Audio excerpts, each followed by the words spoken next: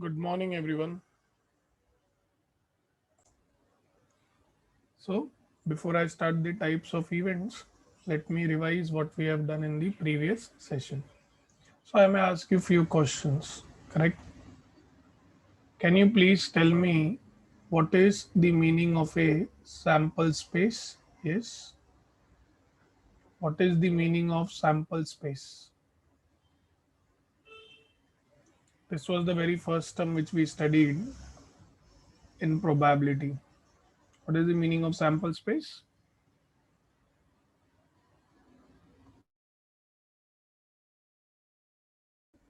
It is the collection of all the possible outcomes. Okay. Second term हमने जो सीखा था that was event.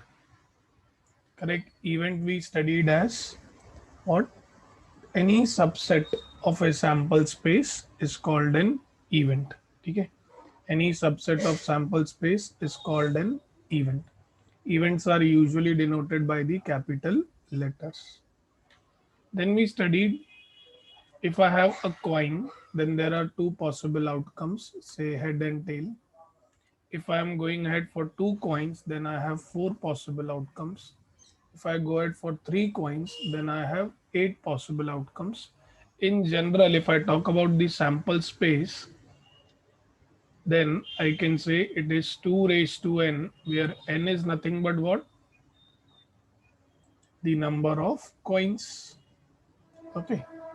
Now, further, we studied what is the meaning of and what is the meaning of or. So we studied or is of two types. One is exclusive and one is inclusive. Exclusive may either A will happen or B will happen.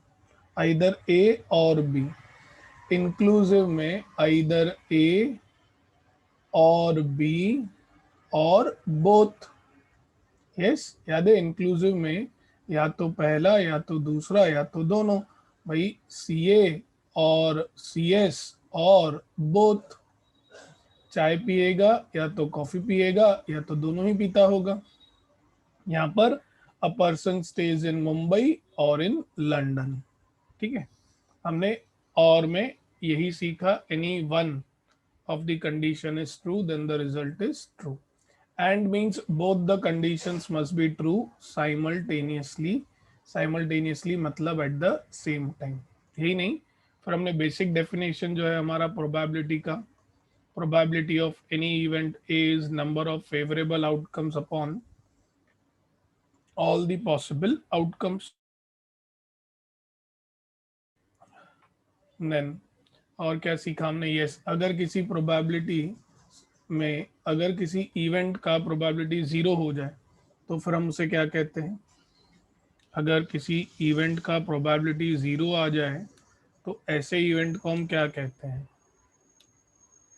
It is an impossible event या uncertain event.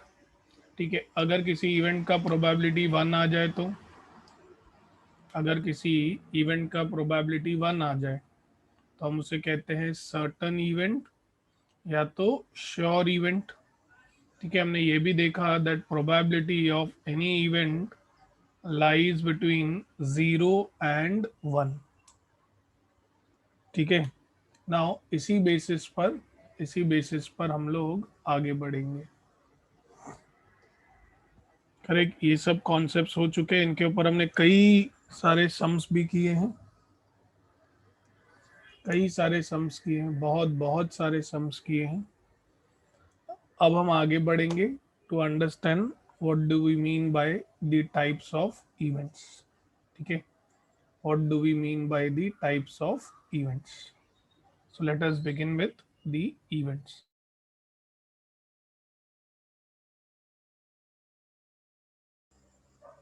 So there are basically three types of events. One is mutually exclusive type. One is mutually exclusive.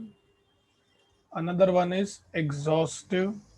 And third one is equally likely. Correct. उसमें से पहले हमारा focus रहेगा ये समझना कि what do you mean by mutually exclusive and exhaustive. What do we mean by mutually exclusive, correct, and this will be say collectively exhaustive. Okay क्या कोई मुझे बता सकता है एक्सक्लूसिव का हमें मीनिंग पता है, right? Do you remember what is the meaning of exclusive? और either the first case or the second case but not both. Yes, do you all agree with this beta? Either the first case or the second case but not both. That is the basic meaning of exclusiveness. लेकिन लेकिन हम exclusiveness और एग्जॉस्टिवनेस समझेंगे हमारे example से। Correct. तो आप सभी लोगों को एक एग्जाम्पल दिख रहा है that is based on the card theory, और हमने कार्ड थियरी पर बहुत क्वेश्चंस किए हुए हैं। करेक्ट। तो मुझे नहीं लगता कि मुझे बताना चाहिए कि कितने कार्ड्स होते हैं और उनका क्या डिस्ट्रीब्यूशन है। ठीक है, मैं डायरेक्टली आगे बढ़ूंगा। So let me take the very first case. ये जो पहला एक्सपेरिमेंट है इसके 3 इवेंट्स हैं। ठीक है, there are 3 events of this, 3 events. मुझे बताइए what is the probability of getting a diamond card. First event का प्रोबेबिलिटी बताइए, what is the probability of getting a diamond card everyone. It is going to be 13 by 52. Okay, what is the probability of getting a heart card? Probability of getting a heart, it is again what, 13 by 52. ठीक है। what is the probability of getting a black card? What is the probability of getting a black card? Okay 26 by 52। ठीक है, अब मुझे एक चीज बताइए, क्या इन तीनों में आपको कुछ कॉमन मिलेगा क्या? Are you going to get anything in common? कुछ भी कॉमन है क्या इनमें? Okay, one student says yes. क्या आप बता सकते हैं कि वो क्या कॉमन है? A and B are common? No. Correct. अगर कोई कार्ड डायमंड है तो वो कभी भी हार्ट नहीं हो सकता, और अगर कोई कार्ड हार्ट है तो वो डायमंड नहीं हो सकता। करेक्ट। आप इवेंट को ध्यान में रखते हुए बोलिए ना। ठीक है, आप बोलेंगे सर सैंपल स्पेस कॉमन है बेटा सैंपल स्पेस तो किसी भी इवेंट के लिए सेम ही रहेगा ना, आप समझ रहे हैं? सैंपल स्पेस किसी भी इवेंट के लिए सेम ही रहने वाला है। ठीक है। Now another person says, one student says sir face cards common है। अगेन, क्या जो डायमंड का फेस कार्ड है क्या वही सेम वो हार्ट का फेस कार्ड होता है? और क्या वो सेम ब्लैक कार्ड भी होता है? Yes.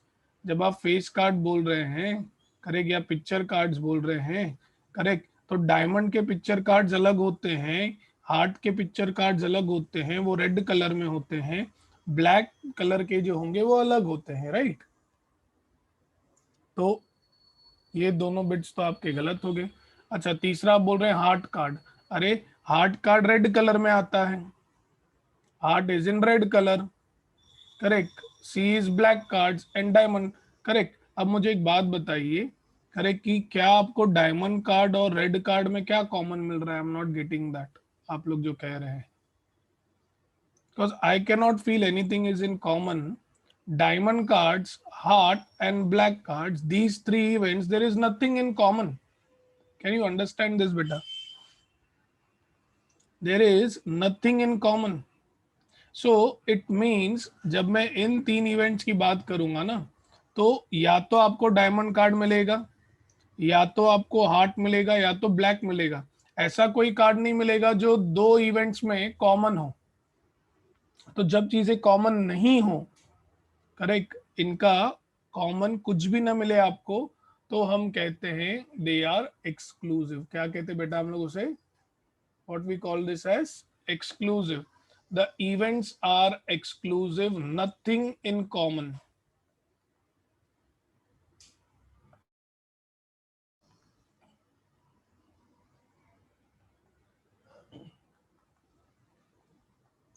Nothing in common, correct. मतलब मैं ये कह सकता हूं intersection is zero. Yes, can I say that? Can I say the intersection is zero? Correct. अगर कुछ भी कॉमन नहीं है तो इंटरसेक्शन क्या है? जीरो है। तो एक्सक्लूसिवनेस का देखो मीनिंग एकदम सही सही बैठ रहा है भाई। या तो कार्ड डायमंड होगा, या तो हार्ट होगा, या तो ब्लैक होगा, और इन तीनों में कुछ भी चीज कॉमन नहीं है। ठीक है। अब समझते हैं कलेक्टिवली एग्जॉस्टिव। कलेक्टिवली एग्जॉस्टिव का मतलब जब आप इन तीनों प्रोबेबिलिटीज को ऐड करें तो आपको पूरा का पूरा सैंपल स्पेस मिलना चाहिए। करेक्ट। और आप सभी को पता है what is the probability of sample space? What is the probability of sample space? 1। ठीक है। तो अगर मैं इन तीनों इवेंट्स के प्रोबेबिलिटी को ऐड करूं और मुझे आंसर 1 आ जाए तो फिर मैं क्या कहूंगा? It is collectively exhaustive. It means अगर सोचो कि दो इवेंट होते तो उन दोनों इवेंट का यूनियन क्या होना चाहिए? उनका प्रोबेबिलिटी क्या होना चाहिए? 1। 3 है तो 3 का यूनियन, 4 है तो 4 का यूनियन, 5 है तो 5 का यूनियन, ऐसे। अभी let us check about these probabilities. That is probability of A plus B plus C is 13 by 52 plus 13 by 52 plus 26 by 52. I am getting this as 52 by 52 and the answer is 1. Correct. So I can also say that कि जो पहला set of event है ये exclusive भी है और exhaustive भी है। फिर से रिपीट करता हूँ, exclusive का मतलब इवेंट्स के बीच में कुछ भी कॉमन नहीं होना चाहिए। इवेंट्स के बीच में कुछ भी कॉमन नहीं होना चाहिए। Probability of A intersection B should be zero. और कलेक्टिवली एग्जॉस्टिव मतलब इनके बीच का यूनियन जो है वो क्या होना चाहिए? 1 होना चाहिए। ठीक है। फर्स्ट केस सभी को समझा? Everybody understood the first case? First case किसी को कोई डाउट? क्योंकि हम लोग सम्स के थ्रू ही कॉन्सेप्ट समझेंगे बेटा। See there are many a times that via sums we can understand the concepts in a more better way. ठीक है। चलिए सेकंड केस बताइए अब मुझे। Please tell me what is the probability of a diamond card? What is the probability of a diamond card? 13 by 52. What is the probability of getting a heart? Again 13 by 52. Probability of getting a spade? 13 by 52. Now please check, do you have anything in common? Please check, do you have anything in common? क्या आपके पास इन तीनों events में कोई भी चीज common है क्या? There is nothing in common. It means the intersection of these three events is what? Zero. So exclusiveness का मतलब intersection zero, मतलब कुछ भी कॉमन नहीं होना चाहिए। और ये केस इस चीज को सेटिस्फाई कर रहा है तो यस दिस इज एक्सक्लूसिव। ठीक है। सेकंड जो है वो एक्सक्लूसिव है। अब चलो एग्जॉस्टिव की बात करते हैं। एग्जॉस्टिव मतलब तीनों इवेंट्स के प्रोबेबिलिटी को जब मैं ऐड कर दूं तो मुझे पूरा का पूरा सैंपल स्पेस मिलना चाहिए। ठीक है। और सैंपल स्पेस का प्रोबेबिलिटी क्या होता है? 1। चलो देखते हैं। Probability of A plus probability of B plus probability of C, ये कितना मिल रहा है बेटा हमें? 13 प्लस 13 प्लस 13 बाई 52। बेटा ये 39 बाई 52 है। ठीक है। इसका मतलब हमें पूरा सैंपल स्पेस नहीं मिला, yes, do you all agree with this? इसका मतलब हमें पूरा सैंपल स्पेस नहीं मिला। अगर पूरा सैंपल स्पेस नहीं मिला तो I will say this event is not collectively exhaustive. जो सेकेंड इवेंट है ये कलेक्टिवली एग्जॉस्टिव नहीं है। तो पहला इवेंट हमें एक्सक्लूसिव भी मिला, एग्जॉस्टिव भी मिला। सेकेंड इवेंट एक्सक्लूसिव मिला लेकिन वो एग्जॉस्टिव नहीं है। चलिए थर्ड इवेंट देखते हैं अभी। Let us talk about third event. अभी आपको समझ गया है, ठीक है? तो बताइए प्रोबेबिलिटी ऑफ डायमंड कार्ड क्या आएगा बेटा? What will be probability of diamond card? It is going to be 13 by 52. Again probability of getting a heart 13 by 52. Probability of getting a spade 13 by 52. Probability of getting a diamond card, sorry black card, black card is 26 by 52. ठीक है, अब मुझे बताइए is there anything in common? Is there anything in common? Correct. आप ये देखिए, क्या मैं कह सकता हूँ बेटा जब आपने ब्लैक कार्ड की बात की तो क्या मैं कह सकता हूँ उसमें स्पेड खुद ब खुद आ गया? यस और नो? यस और नो बेटा, उसमें स्पेड खुद ब खुद आ गया। मतलब बेटा yes we are getting something as common. अगर मुझे कोई चीज कॉमन मिल गई मतलब उसका इंटरसेक्शन जो है वो जीरो नहीं है। इसका मतलब ये क्या हुआ बेटा? ये क्या हुआ? It is not mutually exclusive. ये इवेंट जो है ये म्यूचुअली एक्सक्लूसिव नहीं है। Yes, everybody understand this point?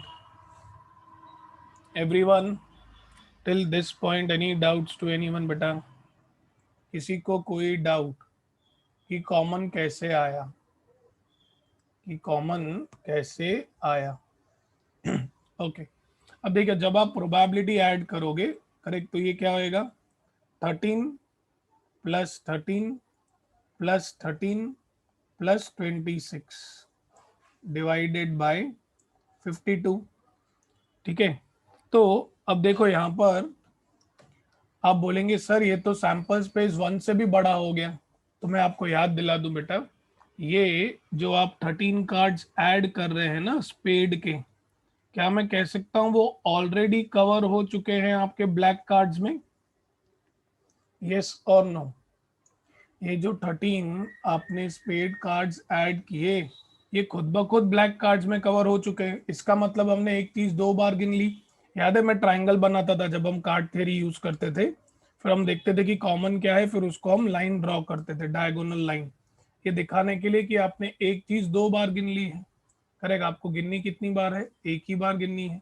Correct, तो it is going to be 26 plus 13 that is going to be 52 by 52 and that is nothing but 1। ठीक है, any doubts to anyone? अब क्योंकि सैंपल स्पेस 1 आ गया तो ये कलेक्टिवली एग्जॉस्टिव है। ठीक है, any doubts to anyone till this point?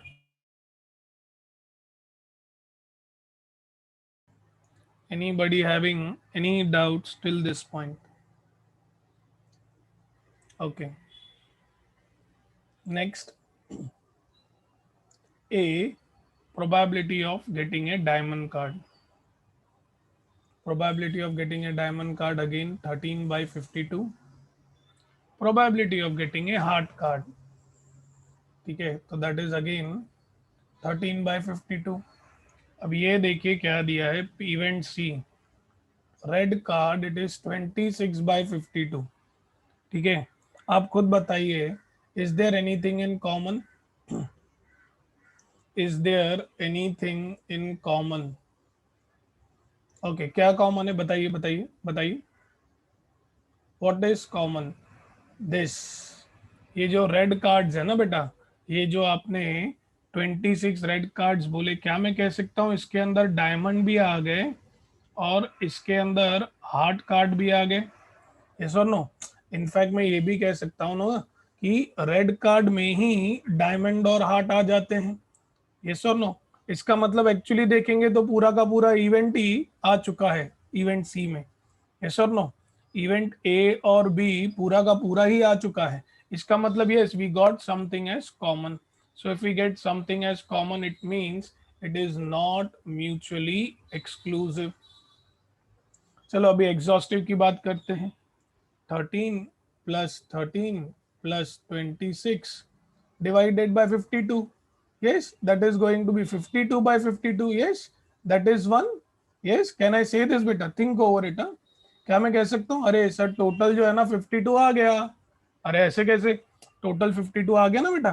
Total 52 आ गया मतलब सर कलेक्टिवली एग्जॉस्टिव. अगर आप ऐसा करेंगे ना तो बेटा वो गलत माना जाएगा. करेक्ट. क्यों गलत माना जाएगा? क्योंकि बेटा जब आपने 26 रेड कार्ड का है ना तो उसमें आपने ये दोनों 13 एक्चुअली ऑलरेडी गिन लिए. आप समझ रहे हैं? ये दोनों 13 ऑलरेडी गिन लिए. तो एक्चुअली ये यहाँ पर 52 नहीं है. Correct. It is not 52, it is basically 26. So it becomes 26 by 52. So correct. So that is not going to give me the entire sample space. So it becomes not collectively exhaustive. ठीक है. Anybody having any doubts in understanding these two types of events? Anybody having any doubts in understanding these two types of events, exclusive and exhaustive? ठीक है. Equally likely हम लोग regularly sums करते करते ही समझ लेंगे, वो बहुत इजी है, बट इनका समझना आपको बहुत इंपॉर्टेंट है. अब देखिए यहाँ से ना मैं एक नोट लिख रहा हूँ आपके लिए, आपको ये नोट याद रखना है. अब जैसे मैंने ऊपर बात की थी दो इवेंट्स के लिए. अब बेटा कई बार क्या होता है कि अभी जैसे यहाँ पर मैंने 3 और 4 इवेंट्स लिए हैं, तो इन जनरल अगर मैं बात करूँ एक्सक्लूसिव की, if I am talking about exclusiveness, तो बेटा आपको एक इवेंट हो, करेक्ट, या 2 इवेंट्स हो, या 3 इवेंट्स हो, या बेटा इन जनरल आपके पास n इवेंट्स हो, इन सभी में कुछ भी चीज कॉमन अगर नहीं है, करेक्ट, इनका आपको वैल्यू प्रोबेबिलिटी का 0 मिल रहा है, तो ही आप कह सकते हैं कि इवेंट्स जो हैं वो एक्सक्लूसिव हैं. करेक्ट. और अब मैंने पहले बताया इंटरसेक्शन का मतलब एंड का मतलब मल्टीप्लिकेशन. करेक्ट. सिमिलरली अगर बात एग्जॉस्टिव की जाए तो जितने भी इवेंट्स हैं, ए हो, 2 हो, 3 हो, करेक्ट, या इन जनरल n हो, इन सबका प्रोबेबिलिटी ऐड करने पर क्या मिलना चाहिए? 1. ठीक है. सो ये नोट जो है आपको याद रखना है for exclusiveness and for exhaustiveness. It is very very important note. ठीक है. एंड ऑलवेज रिमेंबर, अगर दो इवेंट की बात की जाए तो एक्सक्लूसिव मतलब इंटरसेक्शन इज 0, एग्जॉस्टिव मतलब probability of those two events is 1. Exclusiveness को ऐसे भी याद रख सकते हैं कि इवेंट्स के बीच में आपको कुछ भी कॉमन नहीं मिलना चाहिए, और यहाँ पर आप कह सकते हैं कि टोटल जो है आपको पूरा का पूरा सैंपल स्पेस मिलना चाहिए. You should get total as the entire sample space. ठीक है. Anybody having any doubts in understanding the type of events? Now the next concept is understanding dependent and independent events. ठीक है. एक simple सा experiment है, और इस experiment के थ्रू ही हम चीज़ों को और बेहतर तरीके से समझेंगे. ठीक है. क्या दिया गया है हमें? देखिए एक बैग है, इस बैग में एक वाइट बॉल है और एक ब्लैक बॉल है. ठीक है. बोला गया है event A that you will get A white ball in the first draw. First draw मतलब समझा? आपने बैग में से जब पहला बॉल निकाला तो आपको वाइट बॉल मिलना चाहिए. Event B, you will get a black ball in the second draw.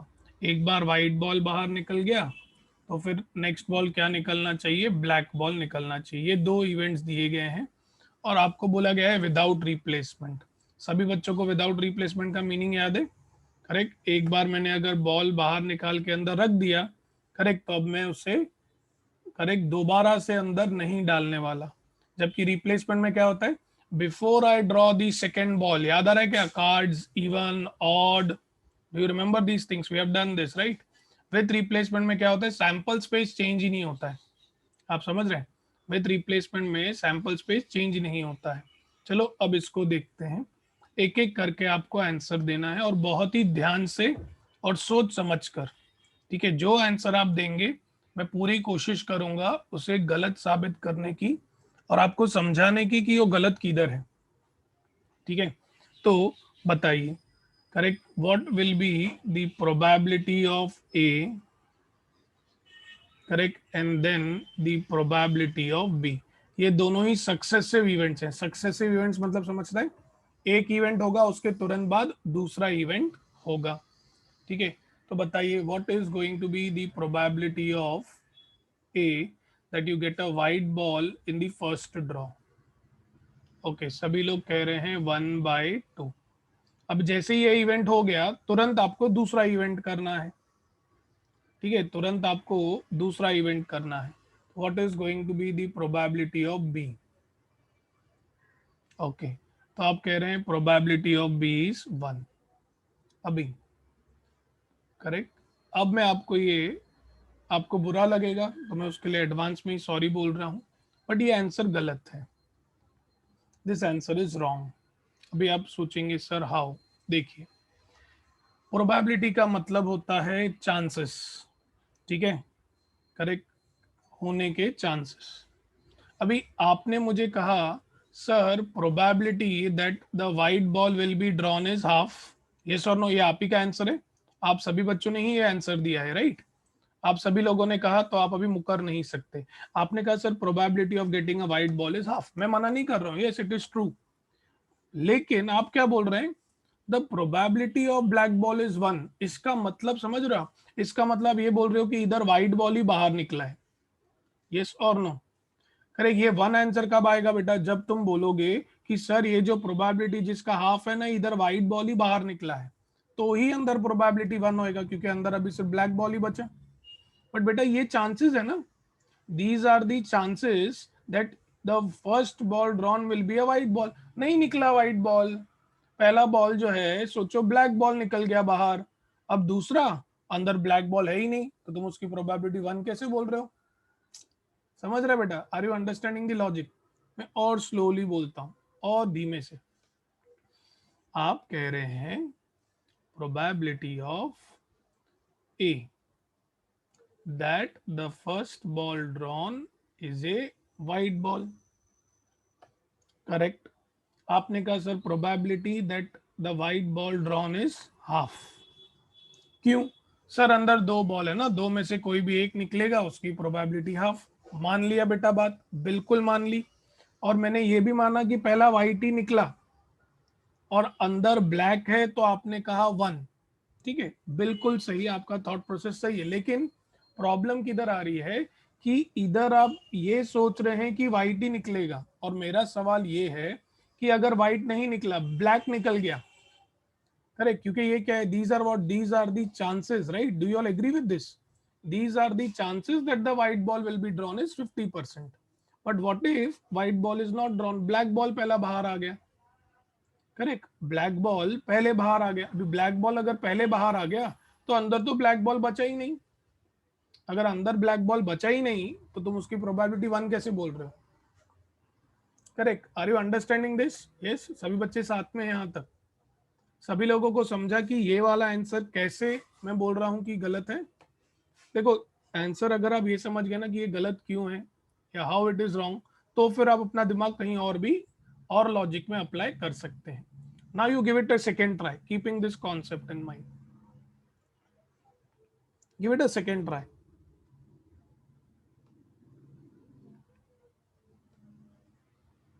What can be the next answer?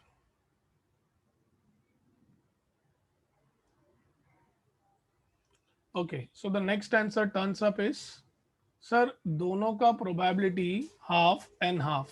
ठीक है, चलिए, करेक्ट, काफी बच्चे कह रहे हैं सर दोनों का probability half and half.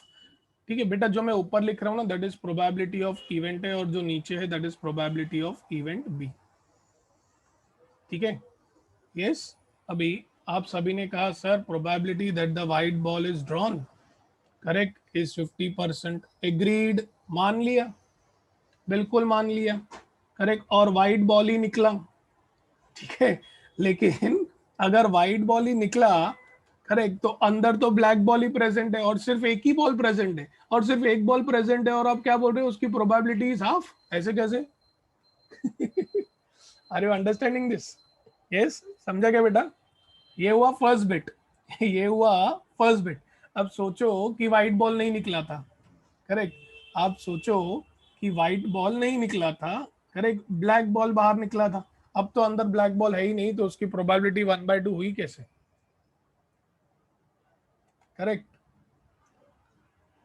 3/2। Okay, अगर कोई स्टूडेंट, जैसे एक स्टूडेंट कह रहा है सर प्रोबेबिलिटी 3/2, बेटा प्रोबेबिलिटी कभी 1 से ज्यादा हो ही नहीं सकती। Probability can never take the value more than 1। Correct, it is not possible. Maximum what can be taken is 1। ठीक है, एक और आंसर आया है 1 या तो 0। ओके, चलो ये वाला भी देख लेते हैं। आप कह रहे हैं आंसर इज 1 और 0। उसके पहले आंसर आया था 0 और 1। आप 1 लीजिए या 0 लीजिए। अगर आप ये कह रहे हैं probability of getting a white ball is 1, इसका मतलब पता है आप क्या बोल रहे हैं? कि बैग में 2 बॉल है, और उसमें से कंपल्सरीली जो पहला बॉल आएगा वो क्या आएगा? वाइट बॉल आएगा। Correct, you are supremely confident. इसका मतलब आप बोल रहे हैं कि probability that you will get a white ball is a sure event, you are saying that. और अगर ये श्योर इवेंट है कि पहला बॉल जो है वो वाइट ही निकलेगा, तो अंदर बेटा ब्लैक बॉल तो है ना, तो उसकी प्रोबेबिलिटी आप 0 कैसे बोल रहे हैं? Again that becomes a question mark. Yes, are you understanding this Ritika? ये आपका आंसर है। आई थिंक उसमें श्वेता का आंसर भी आ गया। करेक्ट। अब अगर आप ये कह रहे हैं कि प्रोबेबिलिटी करेक्ट इज 1 and 1, ये तो और डेंजर हो गया। इसका मतलब आपके हाथ में जादू है। करेक्ट, अगर आप ये कह रहे हैं सर इसकी भी प्रोबेबिलिटी 1, इसकी भी प्रोबेबिलिटी 1, इसका मतलब पता है बेटा हर्ष आप क्या कह रहे हैं? कि अगर बॉल ड्रॉ होगा तो पहला ड्रॉ कंपल्सरीली वाइट ही होगा, और दूसरा ड्रॉ कंपल्सरीली ब्लैक ही होगा। मतलब आप क्या बोल रहे हो? अगर मैं बॉल ड्रॉ करूंगी या करूंगा तो पहला बॉल जरूर क्या आएगा? वाइट ही आएगा। It is a sure event. Correct. और अगर मैं सेकेंड ड्रॉ करूंगी तो सेकेंड ड्रॉ कंपल्सरीली ब्लैक ही आएगा। वैसा जरूरी तो नहीं है। करेक्ट, बैग के अंदर है ना बॉल, आप देख के थोड़ी उठा रहे हैं। आप समझ रहे हो हर्षा बेटा? आप बॉल देख के थोड़ी उठा रहे हैं, बैग के अंदर है वो ball. Correct. So if the ball is inside the bag, how you can be so sure कि पहला बॉल जो निकलेगा वो व्हाइट ही निकलेगा? Correct, you can not be sure. और जो बच्चों ने 1/2 बोल रहे हैं वो उसका मैंने जस्टिफिकेशन ऑलरेडी दे दिया है। करेक्ट, कि भाई वो भी आंसर नहीं हो सकता। अभी आप सोचेंगे sir we tried 4 possible ways, correct, and we are correct not getting the answer. See there is a reason behind it, there is a reason behind it. Correct, अब आप कुछ समझ पाएंगे। करेक्ट, देखिए ध्यान से। Very good Nikhil, very good. ये दोनों ही इवेंट्स जो है ना आपस में एक दूसरे के ऊपर डिपेंडेंट है। Correct, these both events are dependent on each other.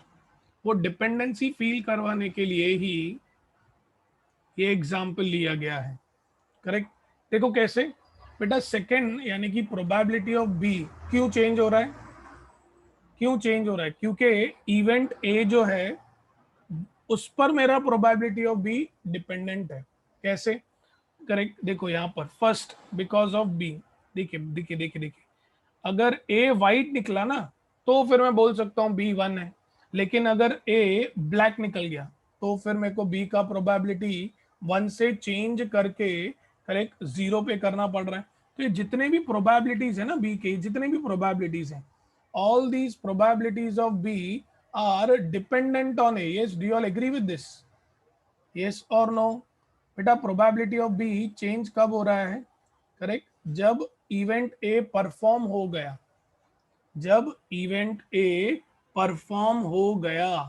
Correct, याद है इसी को आप बचपन में कहते थे कंडीशनल प्रोबेबिलिटी। कुछ याद आया? इसी को आप बोलते थे ना, this you used to called as your conditional probability. So when I am saying conditional probability, what do you mean by that? It means I am talking about the events which are dependent on each other. Here my event B is dependent on event A. Event A perform होता है, event A जब perform होगा, event A के perform होने के बाद मैं बता सकता हूं what is the probability of event B. Yes, do you all agree with this कि इवेंट ए के परफॉर्म होने के बाद I will be able to give the exact answer for probability of B. Do you all agree with this? Yes, do you all agree with this बेटा? Event A के perform होने के बाद ही मैं बता सकता हूं ना कि what is the probability of B. Correct, इसको हम कहते हैं डिपेंडेंसी. आपने कुछ ऐसे नोटेशंस पढ़े होंगे, याद है कुछ? Probability of A by B. Yes, क्यों याद आ रहा है?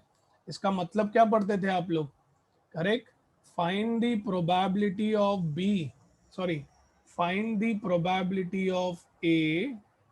It is given that, it is given that B या event B has already occurred. Event B has already occurred. Event B has already occurred. Similarly,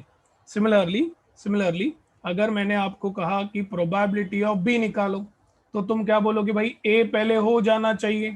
correct, तो इसको आप क्या कहते थे? इसको आप कहते थे find the probability of B given that A has already occurred. A has already occurred. ठीक है, this is what you call it as your conditional probability. Correct, the two events in this case, that is A and B, these two events A and B are related to each other, are related to each other. Two events A and B are related to each other. Correct. अच्छा, क्या मैं इसी चीज को एक sentence के form में ऐसे कह सकता हूं, ट्रू और फॉल्स? ठीक है, can I say that probability of an event changes, probability of an event changes the probability of the another event, changes the probability of another event, of another event. Yes, tell me whether this statement is true or false for this case. Whether this statement true or false for this case. It is true. चलो, अब मैं आपको सवाल पूछता हूं. अब देखो, आप एकदम करेक्ट आंसर देंगे. ठीक है, now you will surely give me the correct answer. Tell me correct, इसका ही probability of A by B. A क्या है? Probability of drawing a white ball. B क्या है? Probability of drawing a black ball. Correct, अब इसका meaning क्या होगा? Tell me the probability of getting a white ball given that correct, मैं notation के फॉर्म में लिखता हूं, ऐसे पूरा स्टेटमेंट नहीं लिखते हैं. Correct, probability of A by B. Probability बताइए कि बॉल जो निकलेगा वो व्हाइट निकलेगा, और ये आपको बताया गया है, this is being given to you that black ball already निकल चुका है. It is given that, correct, B has already occurred. White ball आने की संभावनाएं बताइए. ये मैं बता रहा हूं, ये गिवन है आपको कि ब्लैक बॉल ऑलरेडी निकल चुका है. यस और नो? ब्लैक बॉल जो है वो ऑलरेडी निकल चुका है. अगर ब्लैक बॉल ऑलरेडी निकल चुका है तो इसका प्रोबेबिलिटी कितना हो जाएगा? 1. यस और नो? करेक्ट. सिमिलरली बेटा, probability of B by A, probability of B by A. अब देखो इसका मीनिंग क्या होगा, what will be the meaning of this. बहुत ध्यान से, हाँ मैं बहुत ध्यान से. ब्लैक बॉल आने की प्रोबेबिलिटी बताओ, ब्लैक बॉल आने की प्रोबेबिलिटी बताओ.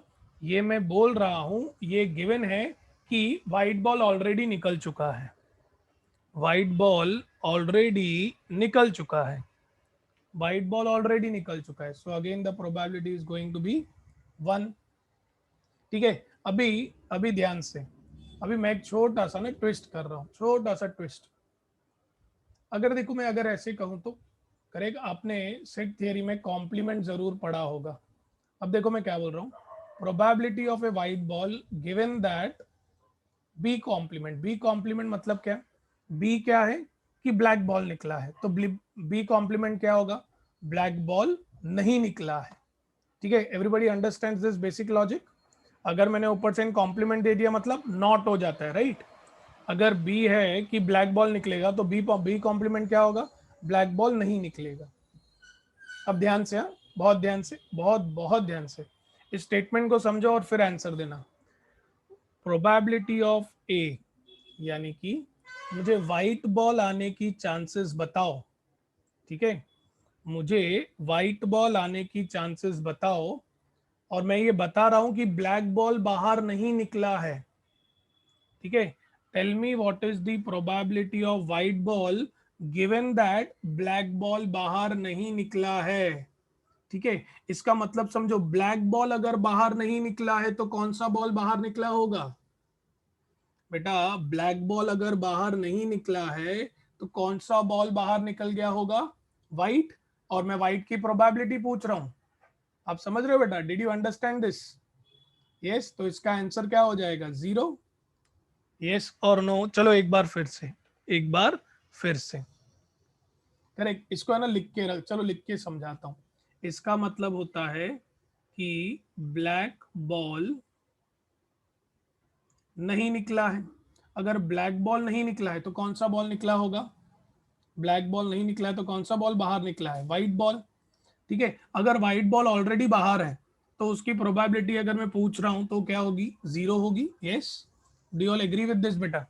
यस, सभी बच्चों को समझा, everybody do you understand this.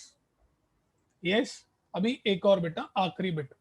ये सब क्वेश्चंस बेटा कब तैयार हुए, जब हम लोग बोल रहे हैं विदाउट रिप्लेसमेंट. क्या कोई मुझे बता सकता है, अगर यही सेम कॉन्सेप्ट विथ रिप्लेसमेंट की बात करूं तो मेरे आंसर में क्या चेंज आएगा. करेक्ट, अब मैं अगर यहां पर विथ रिप्लेसमेंट की बात करूं, with replacement probability of A by B, here I am talking with replacement, then what will be the answer. Correct, white ball आने की प्रोबेबिलिटी बताओ given that black ball already बाहर निकल चुका है. लेकिन सेकेंड ड्रॉ करने से पहले मैं दोबारा से बॉल को वापस बैग में डाल दूंगा. Yes, do you all agree with this. Second draw करने से पहले मैं दोबारा से बॉल को अंदर डालने वाला हूं बैग में, तो इसका probability will be always half. अब मैं ए की बात करूं या मैं बी की बात करूं, दोनों ही केस में प्रोबेबिलिटी विथ रिप्लेसमेंट क्या हो जाएगी, हाफ हो जाएगी. ठीक है, किसी को कोई डाउट बेटा डिपेंडेंट इवेंट्स में. इंडिपेंडेंट इवेंट्स का भी एग्जांपल लेंगे. करेक्ट, पहले dependent events, anybody having any doubts. अगर डिपेंडेंट इवेंट्स का मतलब ये है कि एक प्रोबेबिलिटी के वजह से दूसरे इवेंट के प्रोबेबिलिटी में चेंज आता है, तो इंडिपेंडेंट क्या होगा, चेंज नहीं आता है. यस, जैसे कि मैं आपको एग्जांपल देखता हूँ. घोड़े की रेस देखी है आपने, कभी घोड़ों की रेस देखी है आपने टीवी पर. क्या पहला घोड़ा जीतेगा तो ही कोई दूसरा घोड़ा सेकंड आएगा, या तो ही तीसरा घोड़ा थर्ड आएगा, ऐसा कुछ होता है कि सब लोग एक्चुअली भागते फर्स्ट पोजीशन के लिए हैं इंडिपेंडेंटली. करेक्ट, यस और नो. अभी सोचो, आप में से कुछ बच्चे रेस लगा रहे हैं, करेक्ट, आप में से कुछ बच्चे रेस लगा रहे हैं तो हर एक जन इंडिपेंडेंटली भागेगा ना। लाइक कल सुशील ये थोड़ी बोल सकता है सर अगर सागर भागेगा ना तो ही मैं भागूंगा। ऐसा होगा क्या बेटा? अभी 10 लोग रेस की लाइन में खड़े हैं, ठीक है, करेक्ट, उसमें सुशील भी है, उसका दोस्त सागर भी है, ठीक है। सुशील ऐसे थोड़ी बोलेगा सर अगर सागर भागेगा तो मैं भागूंगा वरना मैं नहीं भागूंगा, और सागर बोल रहा है अगर सुशील भागेगा तो मैं भागूंगा। ऐसे तो फिर रेस होएगी ही नहीं कभी भी। उसमें आप समझ रहे हो क्या हो गया? डिपेंडेंसी आ गई। अगर सुशील भागेगा तो सागर भागेगा, तो अगर सागर को मुझे भगाना है तो मुझे क्या बोलना पड़ेगा? सागर आप भागो, सुशील ऑलरेडी भाग चुका है। आप समझ रहे हो? Then it becomes dependent. But अगर मैं रेसिंग की बात कर रहा हूं तो everybody will run independently. Yes और नो बेटा? यस, यस और नो? करेक्ट। आप जब वो गेम खेलते हैं, लूडो खेलते हैं, राइट, लूडो खेलते हैं आप, करेक्ट, तो उसमें जब आप डाइस रोल करते हैं, करेक्ट, तो जो आप डाइस रोलिंग करते हैं बारी बारी से, वो इवेंट्स आपस में डिपेंडेंट होते हैं कि इंडिपेंडेंट होते हैं? करेक्ट, जब आप वो डाइस रोल करते हैं लूडो में, करेक्ट, तो वो इवेंट्स डिपेंडेंट होते हैं कि इंडिपेंडेंट होते हैं? ऐसा है क्या पहले जन को 6 आया तो दूसरे को भी पक्का 6 ही आएगा? पहले को 2 आया तो दूसरे को पक्का 2 ही आएगा? ऐसा है क्या? नहीं। See that is the meaning of independent events. एक और एग्जांपल लेते हैं। मैंने आपको सम दिया, ठीक है, for example I give you a sum to solve. 3 बच्चों को दिया, करेक्ट, सुरेश को, सुशील को, सागर को, ठीक है। मैंने कहा कि आप तीनों को ये एक सम सॉल्व करना है, करेक्ट। तो अभी मुझे बताइए 3 लोग अपना अपना दिमाग लगा के इंडिपेंडेंटली सॉल्व करेंगे कि ये लोग बोलेंगे सर अगर सागर ने सॉल्व कर लिया तो मैं भी सॉल्व कर पाऊंगा, ठीक है, और सागर बोलेगा अगर सुरेश ने सॉल्व कर लिया तो मैं भी सॉल्व कर पाऊंगा, सुशील बोलेगा अगर ये दोनों कर सकते हैं तो फिर मैं भी कर सकता हूं। ऐसा होगा कि all three will give a try to the sum independently. It will be done independently बेटा, right? So that is the meaning of independence. That is the meaning of independent events. Okay. Any doubts to anyone in just understanding the meaning of independence? Anybody having any doubts in understanding the meaning of independent?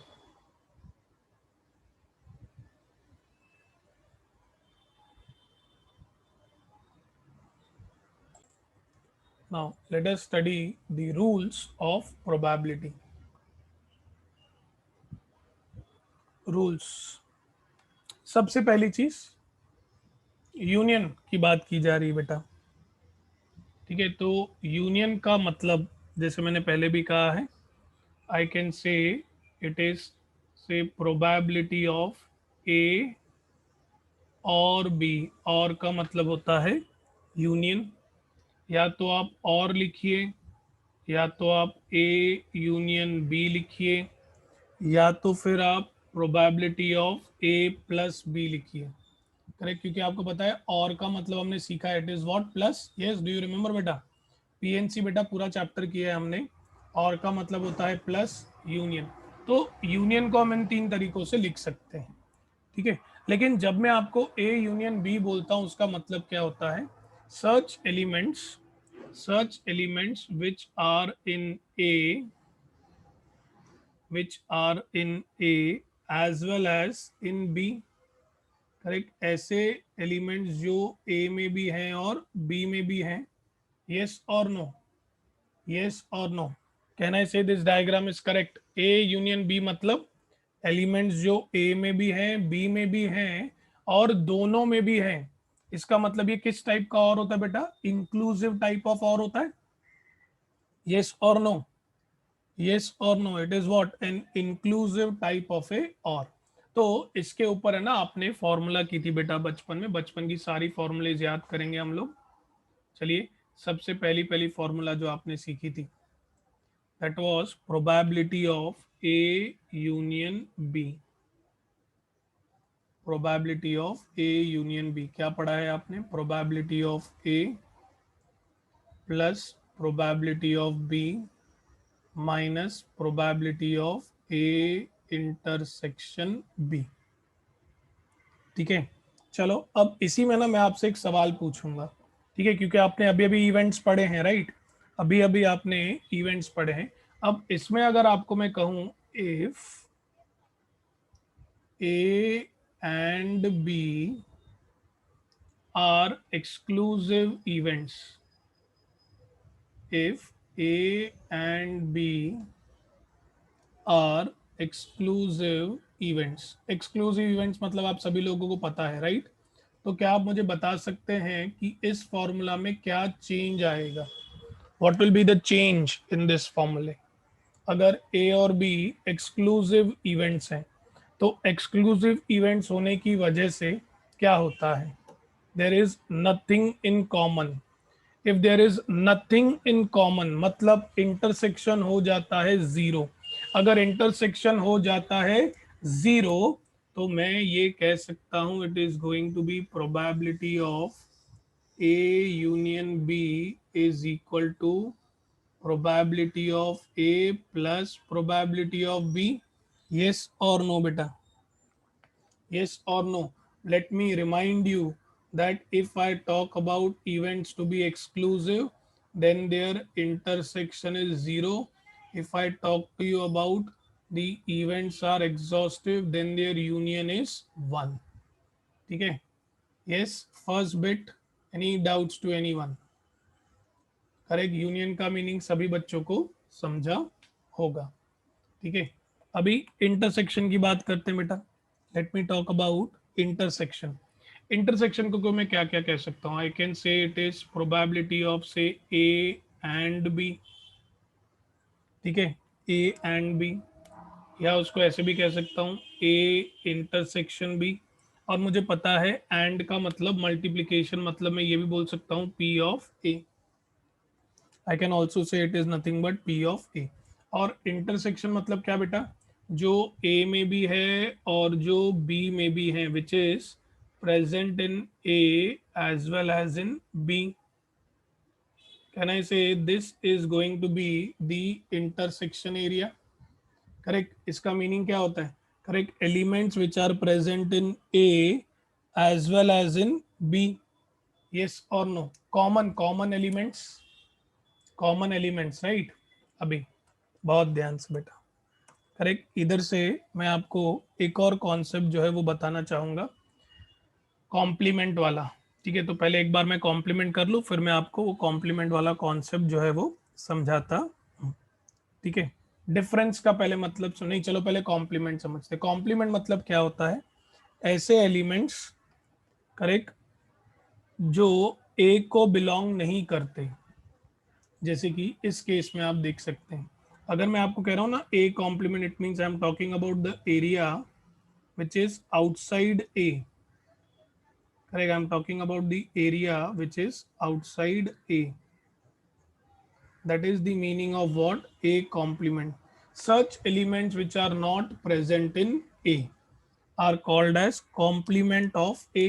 अब मैं एक simple सा सवाल पूछ रहा हूं आपको, that is probability of any event plus its complement, total कितना होगा बेटा? प्रोबेबिलिटी एफ ए मतलब होने के चांसेस प्लस नहीं होने के चांसेस, कितना होगा बेटा टोटल? एवरीबॉडी, ये बहुत ही बेसिक सवाल है, सभी को मालूम होना चाहिए।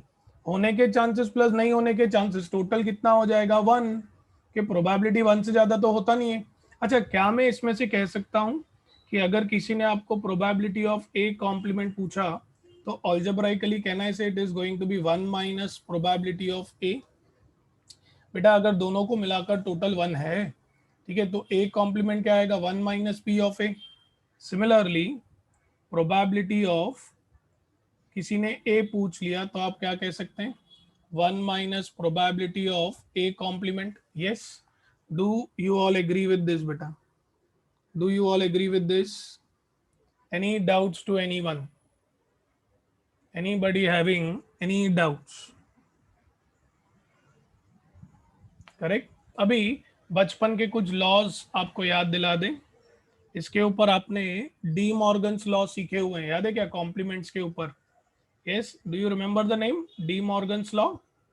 Correct, lower standard, probability of A union B complement, क्या पढ़ा है आपने? It is probability of A complement intersection B complement, यही पढ़ा था ना डी मॉर्गन्स लॉ? यस और नो एवरीबडी? यस और no? Lower standards, correct. 11th standard में भी सीखा है आपने, मैंने सिखाया है, करेक्ट। सिमिलरली अगर आपको बोला गया probability of A intersection B complement, so this is going to be a complement union b complement। बेटा इसका नाम क्या था, मैं इधर लिख दूं, with what reference I am talking about? I am talking with reference to your De Morgan's law, De Morgan's law.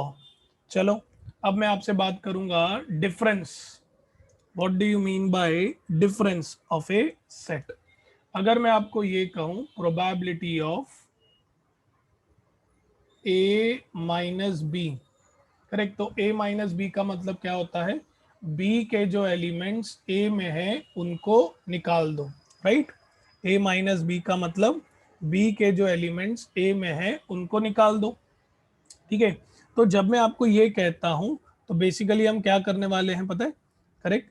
Basically I am going to subtract all those which are present in A, correct, for a minus b and also for a plus b। कि जब a minus B करूंगा तो मेरे पास सिर्फ a बचेगा, ठीक है, b नहीं बचेगा। और जब b माइनस ए करूंगा तो मेरे पास सिर्फ b बचेगा, a नहीं। अभी आप बोलेंगे सर कैसे, देखिए मैं बताता हूँ, बहुत ध्यान से समझिएगा। a माइनस बी का मतलब b के जो एलिमेंट्स a में है उनको निकाल दो। इसका मतलब मैं क्या करूंगा बेटा, ए में से जो भी कॉमन एलिमेंट्स है मैं वो निकाल दूंगा। Yes, do you all agree with this? बेटा अगर मुझे सिर्फ ए चाहिए, सिर्फ ये रेड वाला पार्ट चाहिए, तो मुझे ये इंटरसेक्शन निकालना पड़ेगा ना ए में से, करेक्ट। ये जो इंटरसेक्शन आप देख रहे हो बेटा, इसको हटाना पड़ेगा मेरे को ए में से। यस और no, do you all agree with this? If I want only the part which is red, correct, अगर मुझे यहाँ पर सिर्फ और सिर्फ, अरे सॉरी पूरा येलो हो गया, सिर्फ ये ए वाला पार्ट चाहिए बेटा। If I want only this A part, if I want only this A part, तो मुझे क्या करना पड़ेगा, मुझे ये इंटरसेक्शन जो ये पिंक पार्ट है इसको यहां से निकाल देना पड़ेगा। तो हमने वही किया, ए में से ये पिंक पार्ट निकाल दिया, ठीक है। अब सिमिलरली बेटा, सिमिलरली अब अगर मैं आपको कहूं कि मुझे सिर्फ बी चाहिए, मुझे सिर्फ बी चाहिए, तो मैं क्या करूंगा, फिर से फिर से फिर से बेटा, फिर से, now I want only this B part, only this B part, तो मैं क्या करूंगा, बी में से ये वाला जो कॉमन पार्ट है, बी में से ये वाला जो कॉमन पार्ट है इसको निकाल दूंगा। Yes, do all agree with this बेटा? यस और नो? तो अगर मैं आपसे कहूं बी माइनस ए, तो इसका मतलब क्या होगा भाई, बी में से जो कॉमन पार्ट है उसे आप निकाल दो, करेक्ट। ये था difference of a set in your set theory, ठीक है। यहां पर हम इसी चीज को पता है क्या कहते हैं, सेम चीज है, सेम चीज, इसको लेकर हम कहते हैं probability of A intersection B complement, इसे हम कहते हैं probability of A complement intersection B. The concept remains the same, correct, notations जो हैं वो थोड़े चेंज हो गए, ठीक है। Anybody having any doubts till this point? Anybody having any doubts till this point? Any doubts to anyone? Anybody having any doubts? Non-max students, any doubts? Any doubts beta? Nikhil Valecha, Bhakti, Mehak Sheikh, Mehak Sharma, Sunny, okay, Sakshi, Mansha, Lakshada, okay Sunny, ये वाला part देखिए ना, अभी B minus ए बोल रहा हूं, मतलब मुझे ये येलो वाला पार्ट चाहिए सनी, सिर्फ और सिर्फ येलो वाला। अगर मुझे सिर्फ येलो चाहिए, क्या मैं नहीं कह सकता मुझे इस ग्रे पार्ट को यहां से निकालना पड़ेगा? क्योंकि देखो ये पूरा का पूरा बी है, इस पूरे बी में ये जो इंटरसेक्शन है, इंटरसेक्शन मतलब क्या होता है, जो दोनों में आता है। अगर मुझे सिर्फ बी चाहिए, if I want only B, if I want only B, तो मैं क्या करूंगा, करेक्ट, मैं ये कॉमन पार्ट निकाल दूंगा। यस और नो बेटा? करेक्ट, और वही हमने किया है देखिए बी माइनस ए में, करेक्ट, बी में से जो कॉमन पार्ट है उसको निकाल दिया, तो मेरे पास एक्चुअली क्या बचा, सिर्फ और सिर्फ B. Correct, is it clear now बेटा? Is it clear now? Okay, now अभी अभी जो हमने कॉन्सेप्ट किया बेटा, उनके फॉर्मूलेज जो हैं, let us right it. That is the notation, Riya. That is the notation. Correct. That is the notation which we use to represent a minus b and b minus a. Notation है, notation आप नहीं बोल सकते कि sir ये notation ऐसे ही क्यों है, वो हमें फॉलो करनी पड़ती है बेटा। जैसे जिन्होंने प्रोबेबिलिटी थियरी दी है या बर्नौली स्टाइल बाइनोमियल डिस्ट्रीब्यूशन दिया है, हम ये नहीं पूछ सकते ना कि आपने इसको ऐसे ही क्यों डिनोट किया है, ठीक है। We cannot say that, but that is what the a minus b, a intersection b complement, it is what the notation is। ठीक है बेटा, चलिए अभी जो हमने फॉर्मूलाज जो कॉन्सेप्ट सीखे, उनके फॉर्मूलाज हमने देखा, p of a by b। Correct, yes, a by b का मीनिंग याद है बेटा, probability of a given that b has already occurred. So the formula is given as p of a intersection b upon p of b। Similarly अगर आपको पूछा जाए probability of b by a, probability of b given that a has already occurred, then it is again p of a intersection b divided by p of a। Correct, आप याद रखिएगा कि अगर इधर डिनोमिनेटर में a बाय b है तो denominator में b आया है, b बाय a है तो डिनोमिनेटर में a आया है, बाकी numerator remains the same. Correct, then हमने बात की इंडिपेंडेंट इवेंट्स की, ठीक है, that if a and b are independent events, if a and b are independent events, then the formula is given as a and b, p of a intersection b is given to you as p of a into p of b। Correct, just remember this is the formula when the two events are independent. और यही नहीं, अगर ए और be independent है तो और तीन चीजें आती हैं बेटा। करेक्ट, ए और बी अगर इंडिपेंडेंट है तो ए एंड बी कॉम्प्लीमेंट भी इंडिपेंडेंट होंगे, ए कॉम्प्लीमेंट एंड बी भी इंडिपेंडेंट होंगे, A complement and B complement भी इंडिपेंडेंट होंगे। आप बोलेंगे सर ऐसे कैसे, देखो मतलब समझो, ए एंड बी कॉम्प्लीमेंट मतलब क्या, इवेंट ए होगा बी नहीं होगा। करेक्ट, अगर दो इवेंट इंडिपेंडेंट है तो दोनों हो या दोनों नहीं हो, पहला हो दूसरा नहीं हो या पहला नहीं हो दूसरा हो, क्या ये कभी भी एक दूसरे के ऊपर डिपेंडेंट रहेंगे क्या बेटा? करेक्ट, अगर दो इवेंट इंडिपेंडेंट है, करेक्ट, सुशील और सागर रेस में दौड़ रहे हैं, ठीक है, correct, Sushil as well as Sagar both are running in a race. Correct, तो इन दिस केस दोनों भागे। करेक्ट, मैं बता रहा हूँ कि दोनों इंडिपेंडेंट इवेंट से दोनों भाग रहे हैं, अभी दोनों भाग रहे हैं तो भी इंडिपेंडेंट है, दोनों अगर नहीं भागे तो उनकी मर्जी है। करेक्ट, सुशील भाग रहा है सागर नहीं भाग रहा है, करेक्ट, सुशील नहीं भाग रहा है या सागर भाग रहा है, कहना से in all these cases all are nothing but independent of each other। Correct, रस्सी थोड़ी बांध के रखी है इन्होंने एक दूसरे को कि एक भागेगा तो ही दूसरा भागेगा। बेटा दो लोग है ना, या तो दोनों भागे या तो दोनों नहीं भागे, या तो पहला भागे दूसरा नहीं भागे, या तो दूसरा भागे पहला नहीं भागे। Yes, do all agree with this बेटा? Is is easy to understand? Yes everyone. आप कोई भी दो लोग ले लीजिए ना, अभी दो लोगों को रनिंग रेस में दौड़ाना है, करेक्ट, दोनों भागे या दोनों नहीं भागे, पहला भागे दूसरा नहीं भागे या दूसरा भागे पहला नहीं भागे, these all cases are nothing but independent cases। ठीक है, anybody having any doubts in the rules of probability? Any doubts to anyone in the rules of probability?